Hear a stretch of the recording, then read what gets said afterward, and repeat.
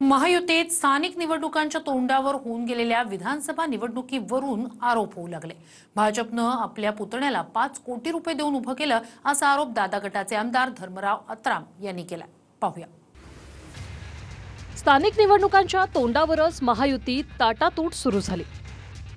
गडचिरोलीतील दादा गटाचे माजी मंत्री धर्मराव अत्रामांनी जिल्ह्यात स्वबळावर लढण्याची घोषणा केली।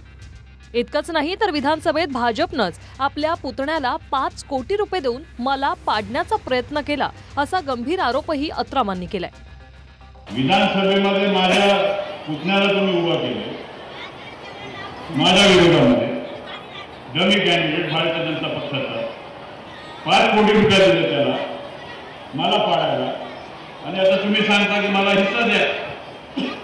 एक तुकडा नहीं दूंगा 19 में से, एक टुकड़ा 19 के 19 जागा हा राष्ट्रवादीचा भिडी चालेल, कुठे थांबणार नाही। 10 वाजून 10 मिनिटांना सुरू झाला की शेवटपर्यंत चालतच राहणार। राज्याचं समंजस नेतृत्व आहे आणि आपण बघताय की जेव्हा महायुतीचं सरकार चालवायचं असतं त्यावेळेला सगळ्यांना विश्वासात घेऊन काम करावं लागतं आणि देवेंद्रजी ते करतायत, त्याच्यामुळे आशा बोलण्यात काही तथ्य नाही।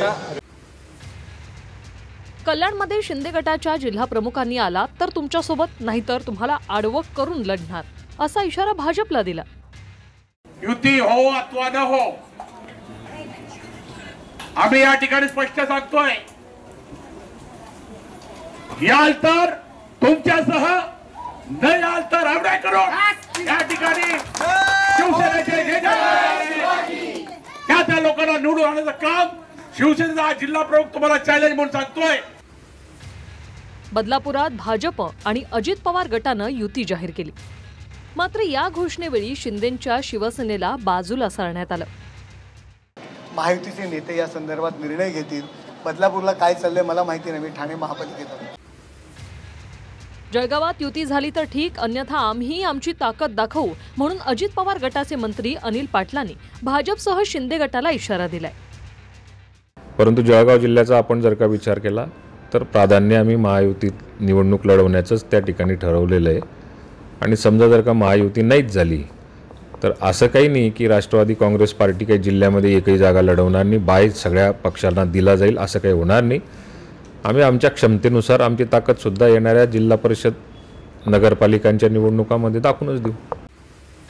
दरम्यान आम्ही लोकांच्या कामासाठी एकत्र आलोय किंवा महाराष्ट्राच्या विकासासाठी सत्तेत गेलोय असं काही महिन्यांपूर्वी म्हणणारे महायुतीचे नेतेच आता स्थानिक निवडणुकीत एकमेकांना इशारे देऊ लागले।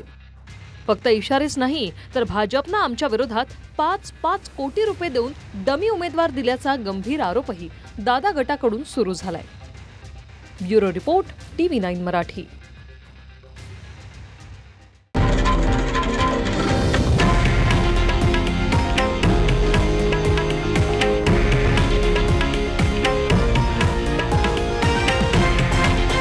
हे आहे देशातील नंबर 1 न्यूज नेटवर्क आणि आपण पाहत आहात TV9 मराठी, एकमेव।